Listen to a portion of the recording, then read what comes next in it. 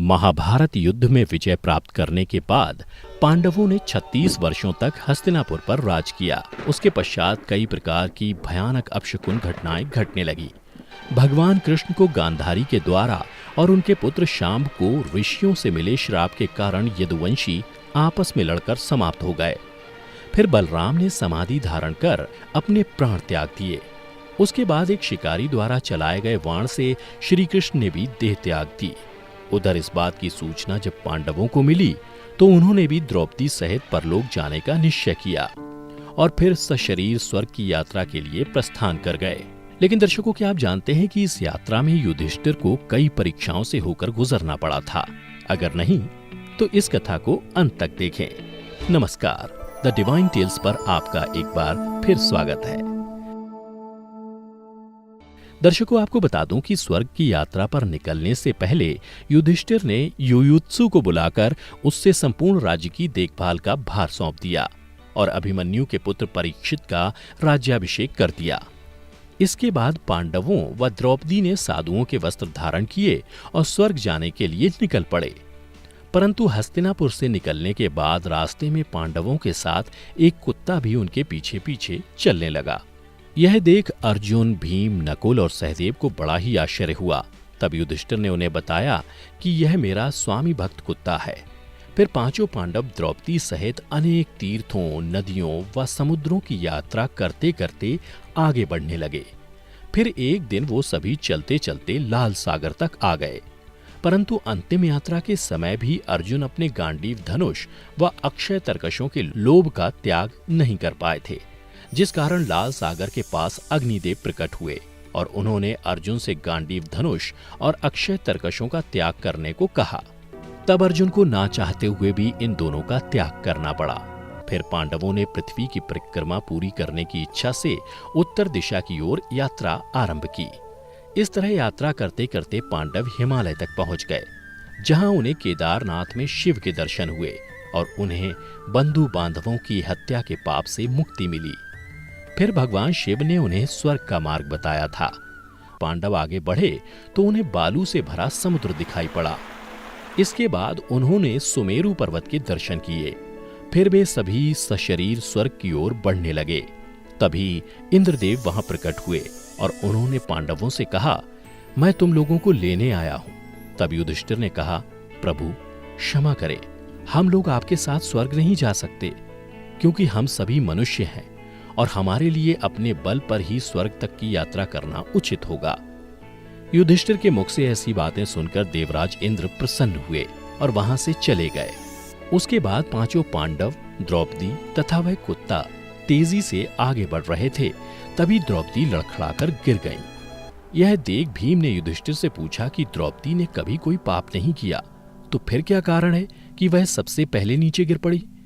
तब युधिष्ठिर ने कहा कि द्रौपदी हम सभी में अर्जुन को सबसे अधिक प्रेम करती थी, इसलिए उसके साथ ऐसा हुआ। ऐसा कहकर युधिष्ठिर द्रौपदी को देखे बिना ही आगे बढ़ गए। फिर थोड़ी देर बाद सहदेव भी गिर पड़े।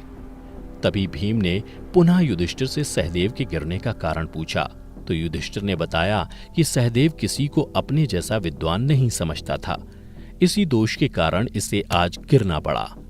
इसी तरह कुछ देर बाद नकुल भी गिर पड़े। फिर भीम के पूछने पर युधिष्ठिर ने बताया कि नकुल को अपने रूप पर बहुत अभिमान था, इसलिए आज इसकी यह गति हुई। उसके थोड़ी देर बाद अर्जुन भी गिर पड़े। यह देख युधिष्ठिर ने भीमसेन को बताया कि अर्जुन को अपने पराक्रम पर अभिमान था। अर्जुन का मानना था कि वह एक ही दिन में शत्रुओं का नाश कर देगा, लेकिन वह ऐसा कभी कर नहीं पाया और इसी अभिमान के कारण ही अर्जुन की आज यह हालत हुई है। ऐसा कहकर युधिष्ठिर आगे बढ़ गए। उसके बाद थोड़ी आगे चलने पर भीम भी गिर गए। जब भीम ने युधिष्ठिर से इसका कारण पूछा तो उन्होंने बताया कि तुम खाते बहुत थे और अपने बल का झूठा प्रदर्शन करते थे, इसलिए तुम्हें आज भूमि पर गिरना पड़ा। यह कहकर युधिष्ठिर आगे चल दिए। अब केवल वह स्वामी भक्त कुत्ता ही उनके साथ चल रहा था।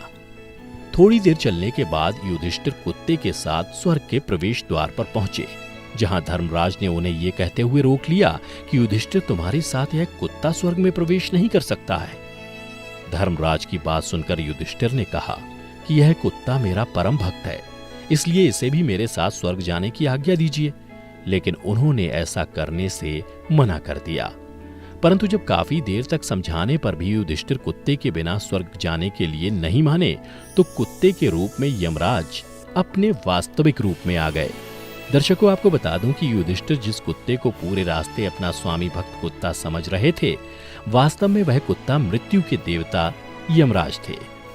युधिष्ठिर को अपने धर्म में स्थित देखकर यमराज यानी धर्मराज बहुत प्रसन्न हुए। इसके बाद धर्मराज युधिष्ठिर को अपने साथ स्वर्ग ले गए।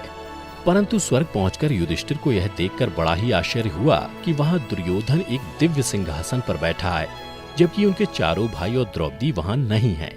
तब युधिष्ठिर ने देवताओं से कहा कि मेरे भाई तथा द्रौपदी जिस लोक में गए हैं, मैं भी उसी लोक में जाना चाहता हूं। मुझे उनसे उत्तम लोक में नहीं रहना है। तब देवताओं ने कहा कि यदि आपकी ऐसी ही इच्छा है तो आप इस देवदूत के साथ चले जाइए, यह आपको आपके भाइयों के पास पहुंचा देगा। युधिष्ठिर उस देवदूत के साथ चले गए। उसके बाद देवदूत युधिष्ठिर को ऐसे मार्ग पर ले गया जो बहुत ही दुर्गम और खराब था। उस मार्ग पर चारों ओर घोर अंधकार फैला हुआ था। सभी ओर लाशों का अंबार लगा हुआ था जिनसे दुर्गंध आ रही थी। इसके अलावा लोहे की चोंच वाले कौवे और गिद्ध मंडरा रहे थे। वह असिपत्र नामक नरक था। वहां की दुर्गंध से तंग आकर युधिष्ठिर ने देवदूत से पूछा कि हमें इस मार्ग पर और कितनी दूर चलना है और मेरे भाई कहाँ हैं? युधिष्ठिर की बात सुनकर देवदूत बोला कि देवताओं ने कहा था कि जब आप थक जाएं तो आपको लौटा लाऊं। यदि आप थक गए हों तो हम पुनः लौट चलते हैं। युधिष्ठिर ने ऐसा ही करने का निश्चय किया। परंतु जब युधिष्ठिर वापस लौटने लगे तो उन्हें दुखी लोगों की आवाज सुनाई दी। वे युधिष्ठिर से बार बार कुछ देर और वहीं रुकने के लिए कह रहे थे। उन करुण आवाजों को सुनकर युधिष्ठिर ने जब उनसे उनका परिचय पूछा तो उन्होंने कर्ण, भीम, अर्जुन, नकुल, सहदेव व द्रौपदी के रूप में अपना परिचय दिया। तब युधिष्ठिर ने उस देवदूत से कहा कि तुम पुनः देवताओं के पास लौट जाओ। मेरे यहाँ रहने से यदि मेरे भाइयों को सुख मिलता है तो मैं इस दुर्गम स्थान पर ही रहूंगा। उसके बाद उस देवदूत ने ये बात जाकर देवराज इंद्र को बता दी। फिर कुछ क्षण पश्चात सभी देवता भी युधिष्ठिर के पास आ गए। देवताओं के आते ही वहां सुगंधित हवा चलने लगी। चारों ओर उजाला हो गया। यह देख युधिष्ठिर ने देवताओं से पूछा कि हे देवगण, मुझे पहले यह बताइए कि ये सब क्या है? तब देवराज इंद्र ने युधिष्ठिर को बताया कि तुमने अश्वत्थामा के मरने की बात कहकर छल से द्रोणाचार्य का वध करवाया था। इसी परिणाम स्वरूप तुम्हें भी छल से ही कुछ देर नरक के दर्शन करने पड़े। अब तुम मेरे साथ स्वर्ग चलो, वहां तुम्हारे भाई व अन्य वीर पहले ही पहुंच गए हैं। उसके बाद देवराज इंद्र के कहने पर युधिष्ठिर ने देव नदी गंगा में स्नान किया। स्नान करते ही उन्होंने मानव शरीर त्याग करके दिव्य शरीर धारण कर लिया। इसके बाद बहुत से महर्षि उनकी स्तुति करते हुए उन्हें उस स्थान पर ले गए जहां उनके चारों भाई आनंद पूर्वक विराजमान थे। फिर वहां युधिष्ठिर ने भगवान श्री कृष्ण के दर्शन किए। फिर उन्होंने देखा कि अर्जुन उनकी सेवा कर रहे थे। युधिष्ठिर को आया देख श्री कृष्ण व अर्जुन ने उनका स्वागत किया। उसके बाद युधिष्ठिर ने देखा कि भीम पहले की तरह शरीर धारण किए वायु देवता के पास थे। कर्ण को सूर्य के समान स्वरूप धारण किए देखा और नकुल व सहदेव को अश्विनी कुमारों के साथ देखा। फिर देवराज इंद्र ने युधिष्ठिर को बताया कि ये जो साक्षात भगवती लक्ष्मी दिखाई दे रही हैं, इनके अंश से ही द्रौपदी का जन्म हुआ था। इसके बाद इंद्र ने महाभारत युद्ध में मारे गए सभी वीरों के बारे में युधिष्ठिर को विस्तार पूर्वक बताया। इस प्रकार युधिष्ठिर अपने भाइयों व अन्य संबंधियों को वहां देखकर बहुत प्रसन्न हुए। तो दर्शकों, आशा करता हूं कि आपको महाभारत से जुड़ी ये कथा पसंद आई होगी। अगर पसंद आई हो तो ज्यादा से ज्यादा लाइक और शेयर करें। साथ ही ऐसे ही आध्यात्मिक और पौराणिक कथाओं के लिए अभी हमारे चैनल को सब्सक्राइब कर लें। अगर आप हमारा ये वीडियो फेसबुक पर देख रहे हैं तो पेज को अवश्य लाइक करें। आज की वीडियो में इतना ही। अब हमें दें इजाजत। आपका बहुत बहुत शुक्रिया। बहुत